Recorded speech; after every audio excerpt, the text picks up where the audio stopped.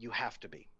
You have to be vulnerable to your female partner because female long-term sex drive is based on emotional intimacy.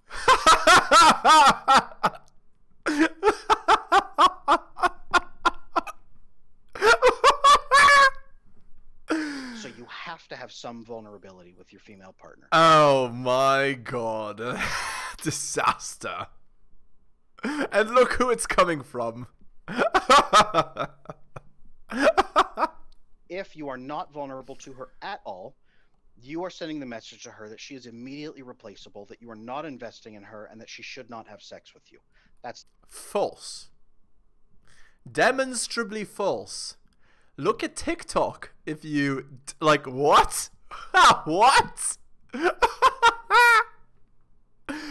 Oh my god, I can't believe that a person would unironically have a belief like this.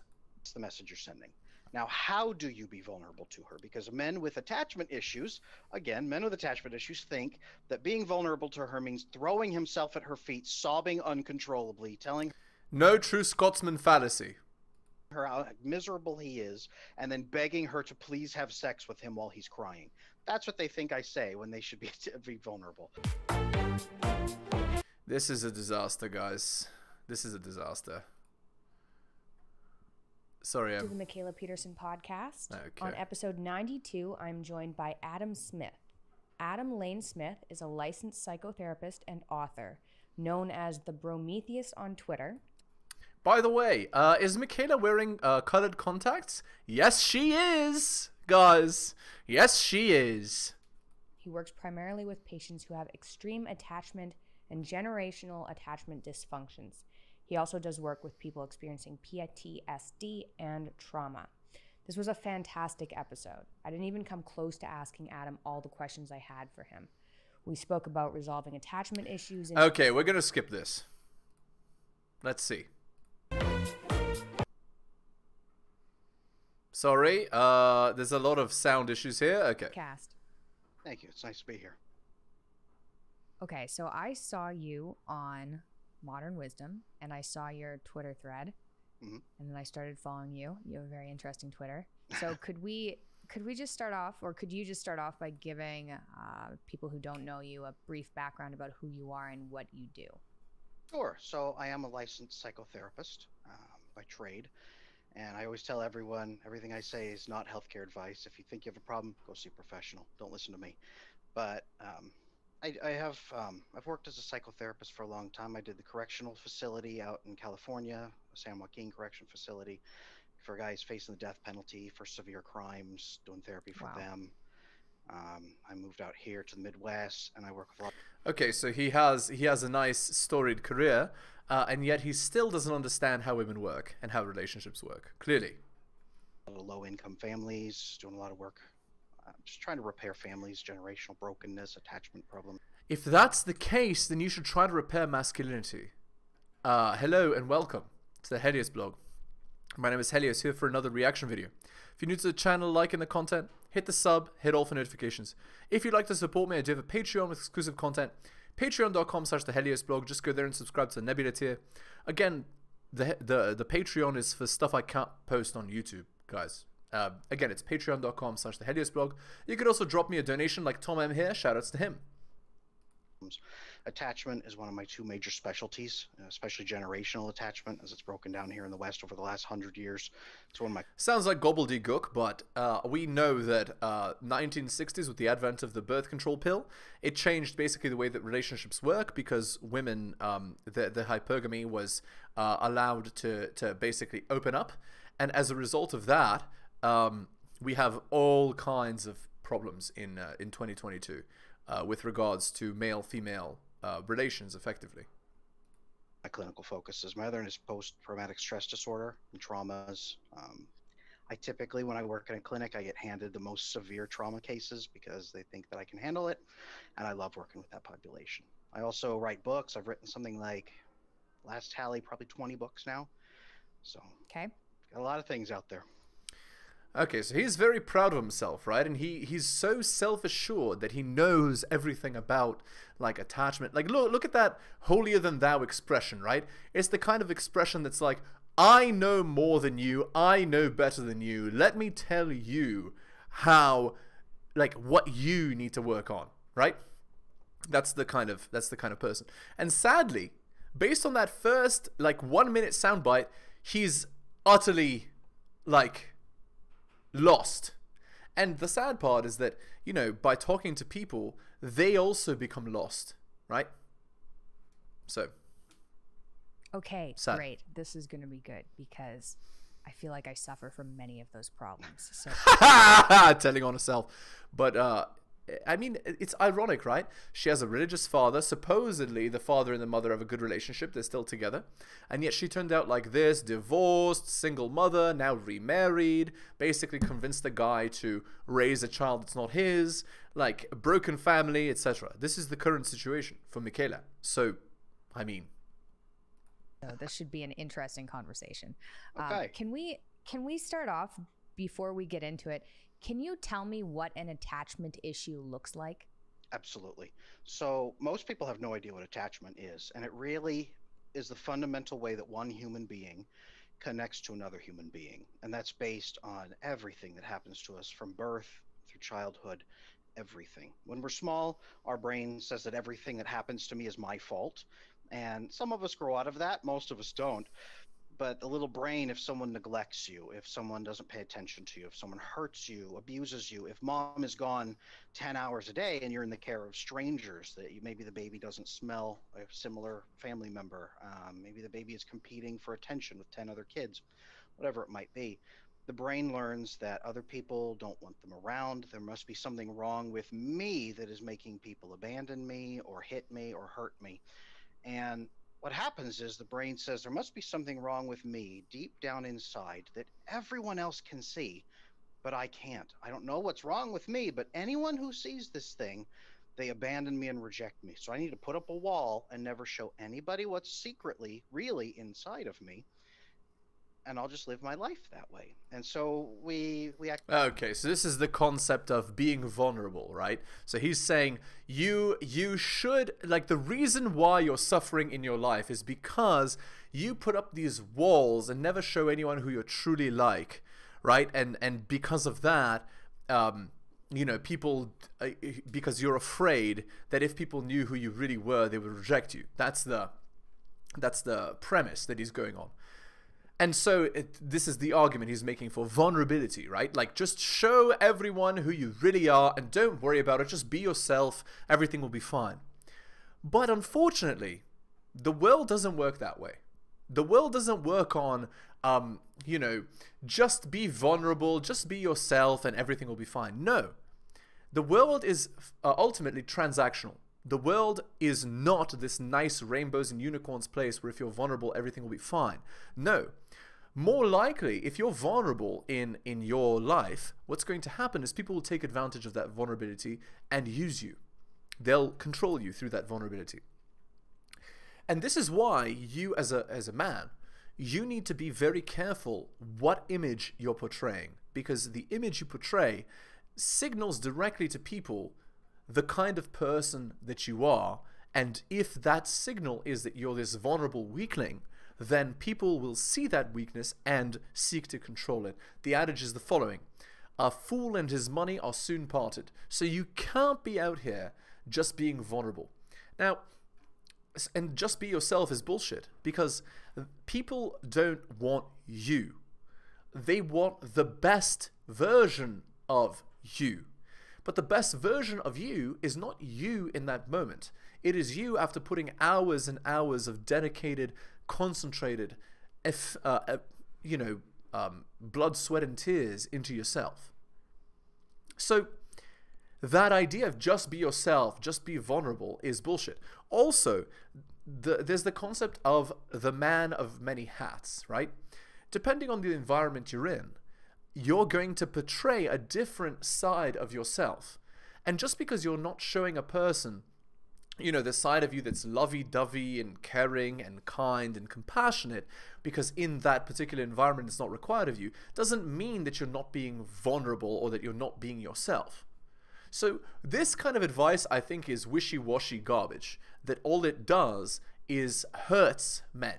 Because what they hear is you're not being vulnerable and that's why you're unsuccessful, when really what they should be told is you're not working hard enough, you're not being competitive enough, you're not beating other men, you are not demonstrating your worth to the world, and so people see you as worthless. That is the reality that most men need to hear, not this you're not being vulnerable bullshit. All right, let's go on to an article by Rollo Tomasi. It's called Hypergamy Synthesis. So here's the quote: "They have a right to do anything we can't stop them from doing." So again, Rollo Tomasi, just look him up. After last week's essay on the idealistic nature of the quality woman, I had an interesting question arise. Rollo, I know you like to divorce humanistic and moralistic variables as much as possible from your blog, and I understand why. I'd like you to explain this point, and here's the quote. There would be a contingent of moral absolutists who would declare that it's men, by virtue of their great moral self-awareness and thus responsibility, who need to enforce controls over the socially destructive nature of hypergamy. Ironically, this moral impetus is yet one more control itself to ensure hypergamy works to the benefit of those who subscribe to the moral absolutism." End quote. I understand you say that hypergamy doesn't care about moral imperatives, but how would the attempt of men to enforce controls over it, which I'm not sure is entirely possible, backfire on those men? As is my standing rule, I strive for a separation of moralism and rationality on this blog, up to the point where the topic crosses over into a better rational understanding of a particular dynamic by addressing the moral element of it, and this is one such occasion. What I'm saying is that in the context of hypergamy, moral absolutism, religiosity, secular appeals to a higher self, ideals, and hell, even white knightery, are all founded in a desire to control hypergamy to better fit the subscriber's perceived strengths and weaknesses in coping with it. I've written several blog posts about how the feminine imperative would ideally strive for a set of controlled environmental conditions that favor women's capacity to optimally satisfy their hypergamic natures, i.e. womanism, feminine destroyed chivalry, etc. As impossible as this is in a long-term sense, the feminine will exhaustively construct social dynamics it thinks change the quote-unquote rules to favor hypergamy, lowering the basket to better play the game, etc. Men given to moral absolutist ideals, like blue pill men who are still plugged in, do something similar in their own mindset, and just like the feminine imperative, find themselves equally disappointed when the rules don't change to meet their capacity to play the game. They'll disqualify women from the definition of quote-unquote quality in the same fashion women will disqualify men as quote-unquote M-words when either refused deliberately or indifferently to comply with what their ideals, what their ideal conditions predispose their beliefs for. Hypergamy isn't going to change, so if a moralist or womanist wants to minimize or maximize hypergamy to their benefit, social and psychological schemas need to develop around what serves either the best. This is exactly why white knight losers seek to define what the essence of alpha should be in terms of what best describes themselves. They seek to control hypergamy by redefining hypergamy's ideal to fit their own description. Likewise, femme-centrism will seek to redefine masculinity to better fit a hypergamous ideal. So AFBB in the same or in two distinct definitions of a man. Conditionally necessitous women will seek to redefine for men what men quote-unquote should want in an ideal partner by defining female desirability as it pertains to themselves. Thus we get, big acceptance and a refocusing of women's intrinsic qualities as what men should prefer, rather than the male hypergamic impulse of men to be aroused by women's physical appeal. Control and synthesis. Now, all of that isn't an indictment of multiple millennia of human social progress, rather it's to reveal the base motivator of that progress. One of the main issues I see for both genders, coming to terms with the reality of hypergamy, is this want for applying humanistic or moral variables into the resolution of hypergamic problems. In other words, hypergamy doesn't care about your moral imperatives, it exists with equal efficiency both within and without a moral context. Hypergamy has been a very uncomfortable truth of human existence since long before we had a formal name for the dynamic. Every intergender social convention in human history has been an attempt to either marginalize its influence, or in the case of women, misdirect men from the truth of how their hypergamy directly or indirectly compels their most innate decisions. So pervasive is hypergamy that it had to be evolutionarily sublimated into our subconscious minds. The conceptual awareness of hypergamy was so disturbing to human condition that in our evolved past, humanity literally selected for people with the ability to psychologically repress the awareness of it. Thus you get the dynamic like the war brides phenomenon, and while moralistically it's pretty messed up, both the men and women who benefit from it simply shrug their shoulders and say everything from "it is what it is" to "it all worked out in the Lord's glory." Our concepts of romance, tenets of religion, and even our innate understanding of gender differences are all manifestations that reflect the human want to anthropomorphize and exercise control over hypergamy. We want to believe our higher selves, quote unquote, can rise above the physical demands of hypergamy, only to have these moral idealizations reflect hypergamy within that context. Alright, back to the video here. Like cardboard cutouts to other people. We don't share our needs with people. We do 10 nice things for them, hoping they'll figure out what we secretly want on the inside. That's being a loser. Yeah, like, again, if you don't express your wants, like, you're not going to get what you want. Actually, this is in the Bible. The quote is this: "Ask and thou shalt receive." So, and also in The Art of War, Sun Tzu. So, knowing yourself is half the battle, right? So if you know oneself and you know your enemy, then you'll be the victor of 1,000 battles, right, is the quote. So the idea is you need to understand yourself so that you understand what your needs are, so that you can express those needs and get what you want. And if you're not getting what you want, well, guess what? The man's power is his ability to walk away. You can walk away from the situation. But we can never show it. That's what attachment is. It's that insecure connection that tells you no one else is really going to want to put up with you or help you or be close to you. And if they ever learn who you really are on the inside, they will reject you just as badly as everyone else did in childhood. That's attachment. Okay, when you say babies, like left with strangers, what age are you talking about? Birth. Anything. Attachment seems like it goes up to maybe 10, 12. Once we start getting a little bit more ability to reason, we can start saying, okay, some of these things happen because of other events.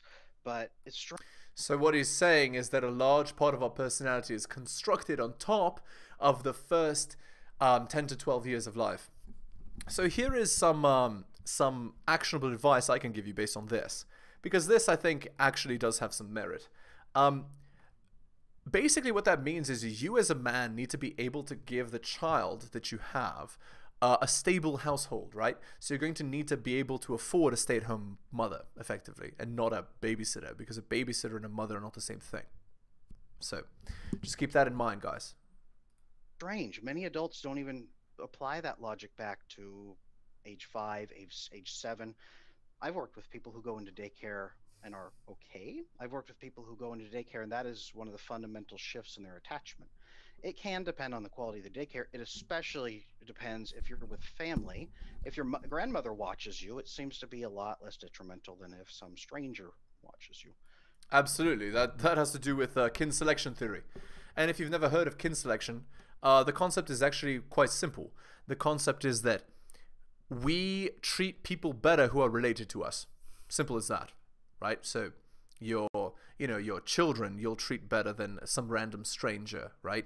A biological child will be treated better than an adopted child. Your child or your sibling will be treated better than your cousin, and that's just by genetic relatedness. Your parents will be treated similarly to your children and to your siblings, but not as your cousin, for example, your second cousin, your third cousin, whatever. They're not going to be treated as well because they're genetically distant from you. And so the genetic benefits of helping that person are less than helping your own genes, effectively. And this comes from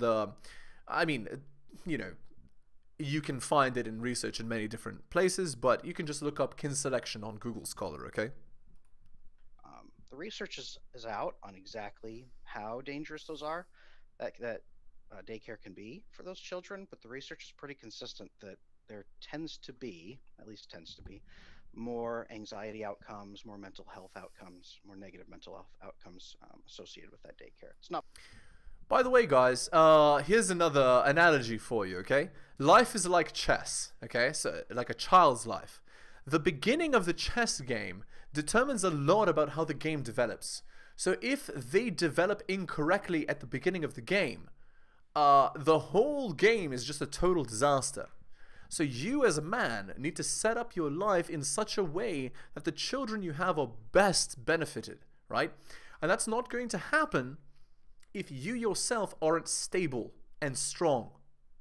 If you are a disaster as a man, then your children are going to have a disastrous life, right? So you need to be strong, confident, masculine, skilled, with good money, physically fit. Basically, what women select for in their hypergamy is effectively just looking for future stability for the children. I mean, not exactly, because we know that women have a dualistic mating strategy, right? So they look for that stability in the home, but they also look for genes, right? And ideally, the person with good genes who can also provide that stability is in the same man, but sometimes they're not. And women, when they're ovulating, they're going to select reproduction with a man that has good genes and then have another man later on who takes care of those good genes if she can't get both of those in the same man. And that's why you get girls who will commit to Chad and then try to convince him to change, because they know for certain the genes are good, and then they can convince him and sort of mold him to be that good provider. That's the idea there. Not popular to talk about. People go after you pretty viciously for it, but it seems like it's having a shaping effect. Well, I'm not that surprised, actually, because especially some daycares, like, you wouldn't want to put a kid in there and then actually watch the daycare all day. Correct. Yeah. One thing with daycare kids, when you look at them, they tend to be, there's good features and not so good features. As that child grows up and goes into school, it really starts to be noticeable that they are worried about perfectionism. They're worried about doing everything right. They're worried about, they have to get the A+. The A- is not good enough. That's how I really, when I'm working with a 7-year-old, a 10-year-old, that's what I'm really looking for, is how are they with their grades? How are they with their art? How are they with all the little things that they should be saying, hey, look, I drew a fun picture. Are they saying, no, this picture isn't right. There's something wrong with this picture and I need to burn it and destroy the evidence that I ever made this imperfect thing. That's what I'm looking for when there's attachment issues. Very interesting. Now, does that sound like any of you? That would be an interesting point here. So again, guys, like, it's actually quite interesting. But again, no mention is made of how masculinity, kind of goes into this, right? Like this stuff is important, right? But what seems to be missing is the call to action for masculine men to kind of create this stable environment. I think he's missing this point here. Okay, that's fair. So I've talked about this on a previous podcast, but I've been doing therapy to try and delve into some of these issues because I have a 3.5-year-old. And now here's the problem. You see how excited she is to talk about therapy? Like, again, I don't know how to explain it. Something about this rubs me the wrong way. Like, you shouldn't be proud that there's things in you that are broken, that need fixing, that's so severe that you need a therapist to fix it. And more than this, having a child while not having fixed your issues, well, what's going to happen is you're going to, push these issues into the child, as it were. It's a problem. All right, let's look at this Reddit post. It's very long, guys. Here we go. It's from Relationship Advice, posted 6 hours ago. So the guy is 25, his girlfriend is 26. Already it's a red flag. The girlfriend should be younger than the boyfriend, in general. Usually when a girl is older, it means she's using the guy. But anyway, let's see what it says. Girlfriend got too drunk at a bachelorette party and cheated. Need advice. I mean, the title says it all. Got too drunk. So what's the implication? The implication is that she... like, getting drunk is normal, but she got too drunk. You see what I'm saying? Like, the guy is already accepting too much. Okay. My girlfriend and I have been together for 8 months. We met through a younger sister that I'm good friends with. Our relationship is currently long distance. Okay, here we go. While she completes graduate school. 1.5 years left. Our relationship has been intense. I really do love her, and she is what I would say completely is head over heels for me. We see each other once or twice a month and talk every day. We're both really busy and almost never go out anymore. So the story is that girlfriend went on a bachelorette party for her older sister to a prominent party city about 2 months ago. She got too drunk and made a fool of herself and was kindly asked to leave a day early from the party, and so she did. She has some mental health issues and takes some medication that does not go well with alcohol. She has a habit of getting overly sloppy every once in a while and has almost quit drinking or going out when she's not with me after this event. I trusted her and believed she was just drunk and emotional, taking attention away from the bride. I did not pry, even though I had a little suspicion and thought she wouldn't have remembered anyways. So over the Christmas break, I met up with some old friends, one of which knows some girls who are on the bachelorette party. He confronted me and said that he heard that a couple of girls on the trip cheated on them, and one of them was my girlfriend. The story had about 4 degrees of separation from the original source, and he did not have any answers to the questions I asked, nor can I ask the girl where this rumor came from. I'm now suspicious to go through my girlfriend's phone while she's asleep. I find a screenshot from a conversation with somebody saying, "You cheated on your BF and left all night for other guys, then sat there and cried." They would go on to say some unrelated drunkenness that also prompted her to leave. I also found a screenshot of conversations who said that she has to tell me and be honest. She deleted conversations but did not delete conversation with the best friend, and that's where I found these screenshots. What's important from that conversation is that the best friend is trying to convince the girlfriend not to tell me. Classic. It's been 2 months since this incident, and I just found out. She's not told me, nor have I confronted her yet. I'm not sure what the girl defines as cheating, as she was at a large club all night and she called me on her way back to the Airbnb crying. I did not know if it was just her kissing random guys or other stuff. However, it is cheating nonetheless. I'm just very confused right now and I'm going through mental gymnastics. 1. Is it forgivable? She was always extremely intoxicated and has since cut back as previously discussed. Although there is the once a cheater, always a cheater concrete statement. She seemed very remorseful in the text I read and she has been keeping the streak. Number 2. I went to confront her but not sure how or when. I want to give her the opportunity to come clean before I present the evidence. We're currently on a trip together that I got over Christmas. Not sure if I want to wait after the trip. Thank you to anyone who helps. I'm in a rough place right now and I'm trying to keep my cool. Okay. So, top comment, 392 upvotes. I can't say it's forgivable simply because she hasn't told you. If she truly regretted it, I think she would have by now. She doesn't regret it, she just regrets getting caught. 97 upvotes. She clearly wasn't a drunk if she was telling 3+ people about it, asking what to do. 43 upvotes. Yeah, drunkenly making out at a club, realizing it's wrong, rushes straight home and confesses while having a history of unexpected reactions, possibly worthy of forgiveness. Having conversations for 2 months with sisters who says she needs to tell you, but she deletes those conversations and listens to the best friends that tell her not to tell, not forgivable. The second scenario is the kind that leads to your entire future relationship being built on a foundation of lies, meaning it'll never be stable. Not to mention she doesn't even feel enough remorse about it to give you the chance to decide for herself if you want to move forward. She's remorseless, liar, and cheater, and trust me, that's not the kind of person you build a long-lasting relationship with. Once a cheater, always a cheater is my answer, and yeah, walk away from this red flag city. Alright guys, we're going to end the video there. If you're new to the channel, liking the content, hit that sub, hit all for notifications. If you'd like to support me, I do have a Patreon with exclusive content, patreon.com/theheliosblog. Just go there and subscribe to the Nebula tier. It's for all the content I can't put on YouTube, guys. Again, it's patreon.com/theheliosblog. You could also drop me a donation like Tom M here, shoutouts to him. Thank you so much for taking the time, guys, to listen to this video, especially if you took the time to listen to the whole thing. I really do appreciate it. You guys are wonderful, and I will see you next time.